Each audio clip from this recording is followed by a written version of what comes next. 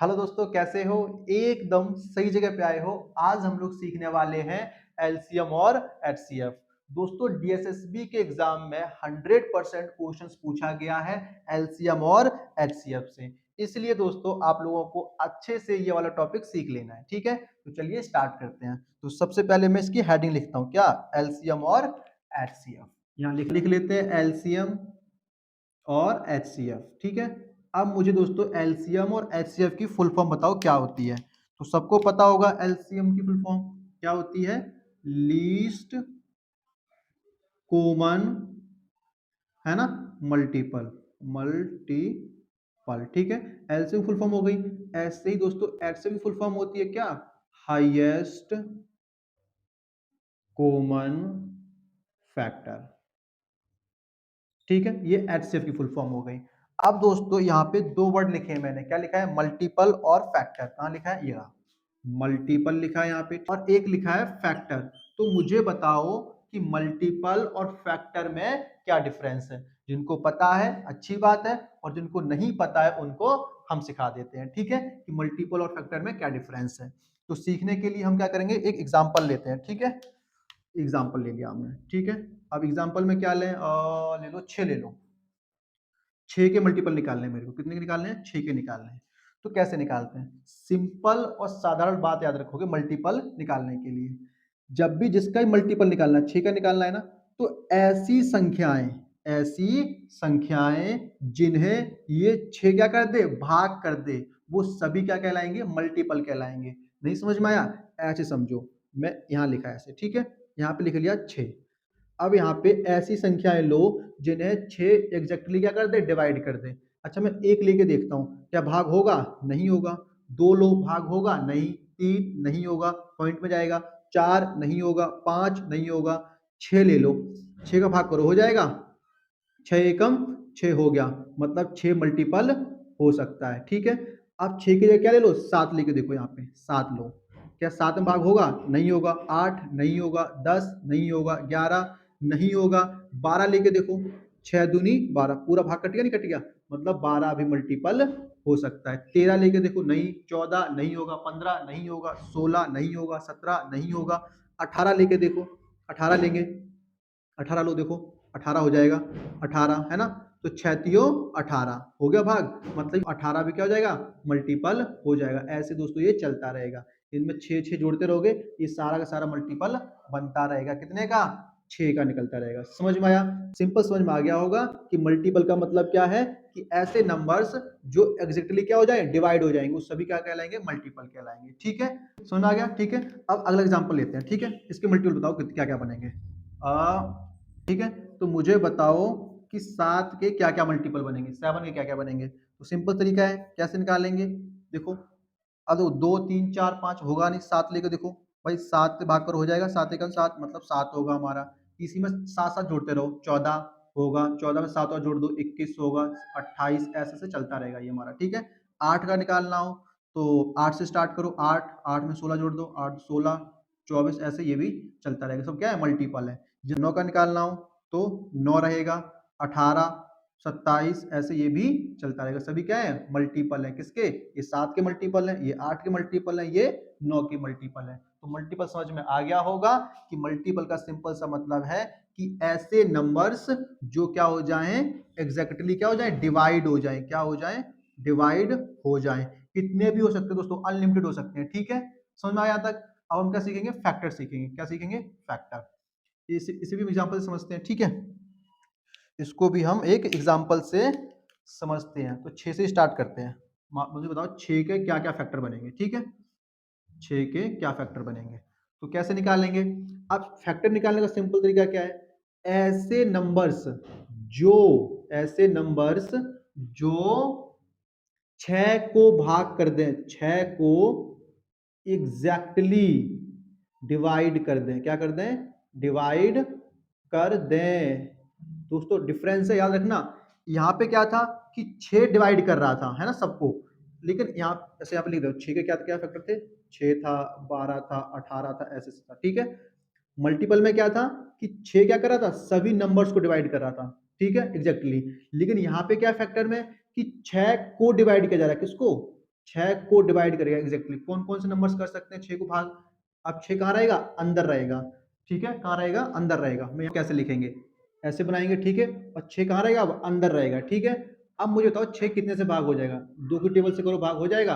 2 तिया 6, पूरा पूरा हो रहा है, मतलब 2 से भाग हो जाएगा, मतलब 2 फैक्टर बन जाएगा हमारा, ठीक है। अच्छा 3 से देखो, 3 दूनी 6, 3 से भी भाग हो जाएगा।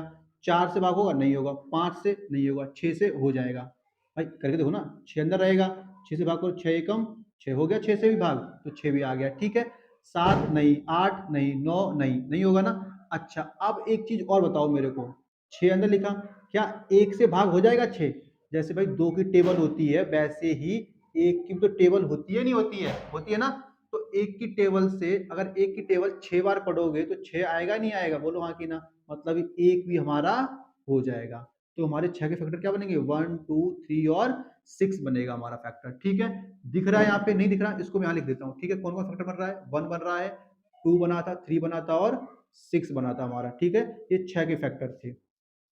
एग्जाम्पल और लेके समझाता हूँ मैं, ठीक है, ताकि आपको अच्छे से क्लियर हो जाए। इसको रफ कर दूं, इसको रफ कर देता हूँ, ठीक है। यहाँ समझाता हूँ। 7 ले लेते हैं। 7 आएगा किस टेबल में? नहीं, 8 लेते हैं, ठीक है। 8 लेते हैं, ठीक है। 8 का लेते हैं। 8 कहाँ रहेगा? अंदर रहेगा, क्लियर है। अच्छा बताओ, एक की टेबल से हो जाएगा? भाई एक की टेबल 8 बार पढ़ोगे तो 8 आएगा नहीं आएगा? बिल्कुल आएगा, मतलब एक भी हमारा हो जाएगा क्या?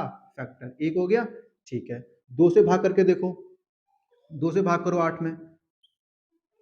एक मिनट, इसको रफ करता हूँ अच्छे से, ठीक है।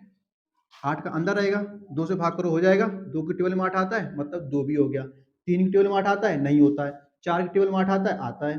5 में नहीं आता, 6 में नहीं आता, 7 में नहीं आता, 8 में आता है। भाई 8 की टेबल पढ़ो, 8 एकन 8, मतलब 8 भी हो गया, ठीक है। इसके अलावा कोई होगा? इसके अलावा कोई फैक्टर नहीं बन सकते 8 के हमारे, ठीक है। तो सारे क्या हो गए? फैक्टर हो गए। तो आई होप मल्टीपल और फैक्टर आपको अच्छे से समझ में आए होंगे। एक चीज आप लोगों ने नोटिस की होगी कि यहाँ पे जो मल्टीपल थे दोस्तों वो चलते रहते थे, मतलब कि अनलिमिटेड थे। लेकिन जो फैक्टर होते हैं हमारे पास, ये क्या होते हैं? लिमिटेड होते हैं दोस्तों। क्या होते हैं? लिमिटेड होते हैं। याद रखोगे, मल्टीपल अनलिमिटेड हो जाते हैं, लेकिन फैक्टर जो होते हैं हमारे पास वो लिमिटेड मात्रा में होते हैं, ठीक है। कोई दिक्कत? अगर यहाँ तक बात समझ में आई है तो आप लोग क्या करोगे? वीडियो को लाइक करके बताओगे कि आपको समझ में आया है, ठीक है। अब देखते हैं आगे का कॉन्सेप्ट, इससे आगे कि एलसीएम और एचसीएफ निकालते कैसे हैं अब, ठीक है। इसको रफ करता हूं मैं।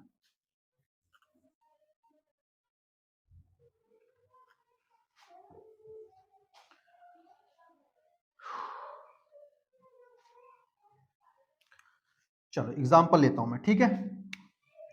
एग्जाम्पल लिया है मैंने 6, 12 और 18। इन तीनों का हम क्या निकालेंगे दोस्तों? एलसीएम निकालेंगे। क्या निकालेंगे अब? एलसीएम। सबसे पहले हम एलसीएम निकालना सीख रहे हैं, ठीक है।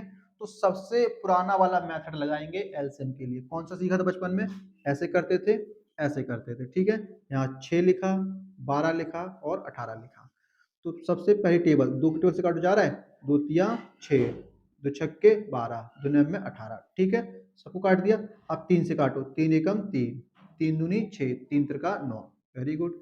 अब किस चला जाएगा? 2 चला जाएगा, 2 एकम 2, 2 एकम 2, यहाँ पे 3, फिर 3 टेबल चला जाएगा ये, 3 एकम 3, 3 एकम 3, 3 एकम 3, ठीक है। अच्छा कब तक करना होता है? जब तक नीचे एक एक ना आ जाए तब तक हमें ये प्रोसेस करते रहना होता है, ठीक है। तो एलसीएम क्या बनेगा हमारा? तो हम क्या करेंगे? इन सबको क्या कर देंगे? मल्टीप्लाई कर देंगे। 2 तिया 6, 6 दूनी 12, 12 तियो 36। तो एलसीएम कितना हो जाएगा हमारा? 36 हो जाएगा, ठीक है। ये मेथड हमने कहाँ सीखा था? बचपन में सीखा था, ठीक है। लेकिन बचपन में सीखा हुआ मेथड अभी हम क्या कर रहे हैं? इसको यूज कर रहे हैं, ठीक है। ये एलसीएम निकालने का सबसे आसान तरीका था, क्लियर है। इससे भी आसान तरीका है वो बताऊंगा बाद में, ठीक है। अच्छा अब एचसीएफ कैसे निकालेंगे? इसके लिए भी सेम करना है। कितना है?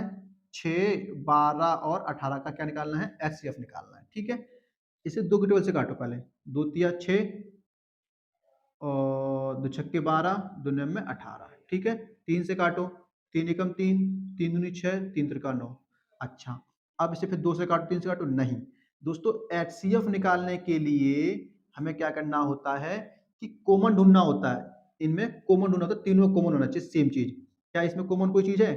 कॉमन का मतलब है कि ऐसी टेबल जिसमें ये तीनों चीजें आनी चाहिए। यहाँ पे 3 6 9 तीन की टेबल में आता था, 6 12 18 2 की टेबल में आता था। अब 1 2 3 क्या किसी टेबल में आता है? तो आप कहोगे किसी भी टेबल में नहीं आता है, तो इसे हम आगे सॉल्व नहीं कर सकते हैं। तो एचसीएफ क्या हो जाएगा? इन दोनों को आपस में मल्टीप्लाई कर दो, 6 हो जाएगा। कितना हो जाएगा? 6। 3 2 जा 6 जाएगा, ठीक है। अब दोस्तों एलसीएम और एचसीएफ में आपको डिफरेंस साफ-साफ नजर आ रहा होगा। क्या नजर आ रहा है? कि एलसीएम के अंदर दोस्तों हम जब तक सॉल्व कर रहे थे, जब तक नीचे क्या ना आ जाए? 1 1 ना आ जाए। लेकिन एचसीएफ में ऐसा नहीं होता है, ठीक है। एचसीएफ में हम कॉमन चीज ढूंढ लेते हैं, तीनों में ठीक कॉमन होना चाहिए तभी वो डिवाइड होगा। लेकिन एलसीएम में क्या होता है? हम इंडिविजुअल को भी हम सॉल्व कर देते हैं। जैसे कि यहाँ पे देखो 3 है ना, यहाँ पे 3 था ना, हमने सॉल्व कर दिया। लेकिन यहाँ पे हम ऐसा नहीं कर सकते। क्लियर है? यहाँ तक सबको क्लियर है? अगर आप लोगों को क्लियर है तो आप लोग क्या करोगे? वीडियो को लाइक करके बताओगे कि आपको क्लियर हो चुका है यहाँ तक, ठीक है। अब आगे का कॉन्सेप्ट देखो क्या है। अब पढ़ेंगे एचसीएफ के बारे में। इसको रफ करता हूँ पहले मैं, ठीक है। क्योंकि एलसीएम सबको आता है ऐसा मुझे लगता है, लेकिन एचसीएफ में बच्चे फंस जाते हैं। तो क्या है एलसीएम के? तो पहले मैं बता देता हूँ एलसीएम के methods. Methods of HCF, sorry HCF के मेथड है, ठीक है। तो क्या क्या मेथड है एचसीएफ के? पहला मेथड लॉन्ग डिवीजन मेथड। कौन सा है? लॉन्ग डिवीजन मेथड है। दूसरा है फैक्टर मेथड। कौन सा है? Factor method. और लास्ट है हमारा दोस्तों डिफरेंस मेथड। ये 3 मेथड है दोस्तों एचसीएफ निकालने के। क्या निकालने के? एचसीएफ निकालने के, ठीक है। तो ये तीनों मेथड दोस्तों हम लोग नेक्स्ट क्लास में करेंगे, ठीक है। क्योंकि और अगर आपको दोस्तों समझ में आया है पूरा पूरा प्रोसेस, तो आप लोग क्या करोगे? वीडियो को लाइक करोगे और चैनल को सब्सक्राइब करोगे, ठीक है। Tata bye bye.